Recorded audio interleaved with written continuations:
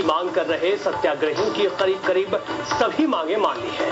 ग्रामीण विकास मंत्री जयराम रमेश ने सत्याग्रहियों के साथ आगरा में 10 सूत्री समझौते पर हस्ताक्षर किए और भरोसा दिलाया कि 6 महीने के अंदर उनकी मांगे पूरी कर दी जाएंगी। करीब 50,000 आदिवासी और भूमिहीनों ने एकता परिषद के बैनर तले 2 अक्टूबर को ग्वालियर में पैदल दिल्ली मार्च किया था, और लेकिन दिल्ली पहुंचने से पहले सरकार को झुकना पड़ गया। आप देख रहे हैं राजनीति खेल सत्ता का। जल जंगल जमीन के लिए पदयात्रा पर निकले 50,000 सत्याग्रहियों से आगरा में समझौता कर उन्हें दिल्ली आने से रोक दिया गया। केंद्र सरकार ने उनके आगे झुकते हुए करीब उनकी सभी मांगे मान ली, लेकिन सवाल ये उठ रहे हैं कि क्या सरकार ने समझौते के जरिए सिर पर खड़े संकट को फिलहाल के लिए टालने की कोशिश की है, क्योंकि जिन अहम मुद्दों पर सुलह हुई उनमें से ज्यादातर पर केंद्र सरकार कुछ कर ही नहीं सकती।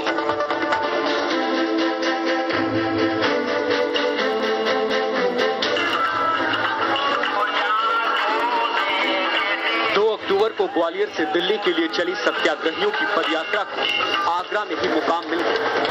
जल, जंगल और जमीन की मांग को लेकर देश भर के 50,000 भूमिहीनों और आदिवासियों की दिल्ली की ओर बढ़ते कदम से सरकार की सांसें फूल रही थी। लिहाजा ग्रामीण विकास मंत्री जयराम रमेश ने समझौते का हथियार चलकर इन्हें आगरा में ही रोकने में कामयाबी पाई। सत्याग्रहियों की 10 सूत्री मांगों को स्वीकार करते हुए रमेश ने 6 महीने की मोहलत मांगी है। 6 महीने के अंदर भूमि सुधार नीति तैयार होनी चाहिए। अगर नहीं हुआ तो आपको पूरा हक आंदोलन फिर से शुरू कर देगा।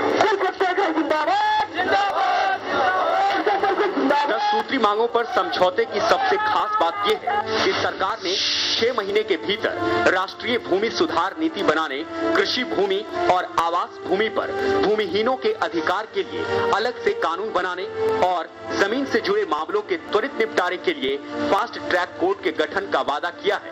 इन वादों के बाद एकता परिषद के नेतृत्व में चल रहे इस सत्याग्रह की पदयात्रा का विराम हो गया, लेकिन सत्याग्रहियों ने धमकी दी है कि मांगे अगर 6 महीने में पूरी नहीं की गई तो आंदोलन और बड़ा हो सकता है।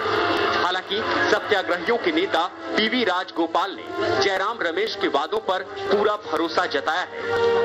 जो जीत है उसमें एक बड़ी भूमिका जयराम रमेश जी का रहा है।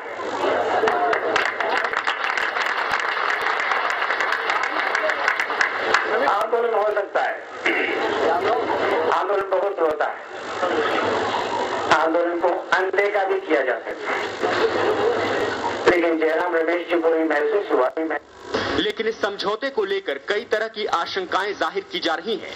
वो इसलिए क्योंकि भूमि सुधार और जमीन पर किसी का अधिकार तय करने का अधिकार राज्य सरकारों के पास है। हालांकि समझौते के मसौदे पर केंद्र ने राज्यों से जल्द बातचीत शुरू करने की बात कही है, लेकिन वो राज्यों को मना लेगी ये मानना आसान नहीं। जानकारों के मुताबिक अगर केंद्र वाकई कुछ करना चाहता है तो उसे सबसे पहले भूमि अधिग्रहण कानून को दुरुस्त करना होगा, जिससे न सिर्फ दूसरी समस्याएं छोटी बन जाएंगी